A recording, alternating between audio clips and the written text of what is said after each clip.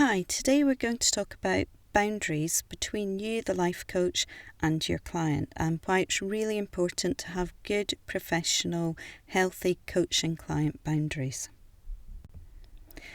So before we start to think about this, we really need to think about what the coaching relationship is and why boundaries are important. So this is very different from friendship. It's very different to relations with your family or even with people like work colleagues. This is a specific relationship which is set up to help your client achieve the changes they want to do in a really supported, professional, confidential manner. So it's important to know that this is set apart from normal life. And when your client comes into your room, when they see you, you need to create an environment which is set apart from normal life. So for instance, if they're in your house, don't have pictures of your family all over the place.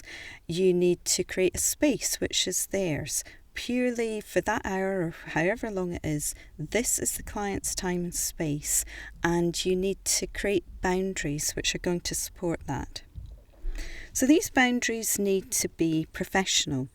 And again, you're not a client's friend. You may be friendly with them, you may like them a lot, but they're paying you to do a service, so you have to be professional. And one of the most important things this includes is things like confidentiality. So you need to ensure your client that everything they say to you will be completely confidential between you. There are obviously exceptions, for instance, if they're in danger of harming themselves and other people, but essentially this is their space to safely tell you what they need to tell you. You need to have professional boundaries to protect both parties, and these boundaries include all kinds of things like keeping your time, maintaining a professional manner, not engaging with somebody outside of the workplace, and this protects you and it also protects your client. It protects you from things like going around the supermarket and being stopped continually by people, telling you their personal problems when you're essentially off the clock. And it protects your client from things like inappropriate relationships and from being confused. So strong boundaries are really empowering to your client. It encourages them to take responsibility. You're not doing all the work for them. You're making them act in a professional way towards you. So it's a very empowering, responsibility-taking role. It protects them from any inappropriate contact. It protects them from becoming too dependent on you.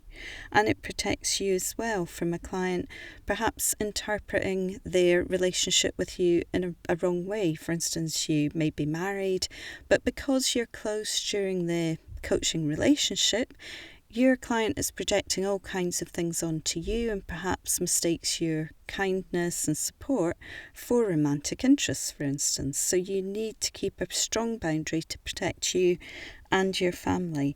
And this is going to allow you to do the best for your client. So although it's tempting sometimes to kind of not keep these boundaries, and you might think you're being really helpful to a client, it's really important to maintain your boundaries. Weak boundaries, on the other hand, blur your roles. So again, you're a professional, your client's paying you. But if you have weak boundaries, what are you then? Are you a friend? Are you a bit like their mother? Do they think that they shouldn't have to pay you every time you speak to them? So it's a very confusing situation when you have a weak boundary. It leads to a major sense of confusion in a number of ways, not just in a blurring of roles, but things like what happens if they're late for an appointment, what happens if they haven't met a goal. This confusion really dilutes the work that you and your client are doing together. It can lead to a lot of burnout and resentment on your part. So for instance, if you're not sticking to time boundaries, not only is it confusing for your client, but you will be working in a way which you're not getting paid for.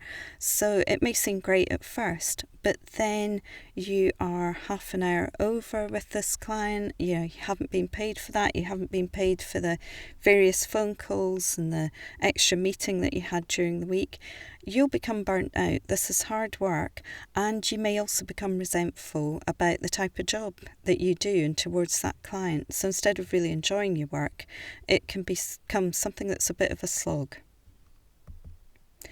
And potentially this is dangerous. So if you give too much information about a client, if for instance they do see you as a potential romantic partner or something, even if they just see you as a friend who they can have access to, this can lead to quite a dangerous situation for you. People turning up your house, it could turn into people following you or, invading your own private space and time. It's also really dangerous for your client if you forget your boundaries. For instance, become romantically involved with somebody who is in a very vulnerable position. You're no longer helping them in any way, but you could potentially be dangerous to them and sort of really undo any good work that you've done in the session. Thank you so much for listening. My name's Claire Jack. I'm a regular expert and blogger with Psychology Today. I see clients on a personal basis and also oversee a range of self-development courses and hypnotherapy and life coaching courses. All the information's here. We would love you to like our channel, and please contact us if you have any questions or would like further information.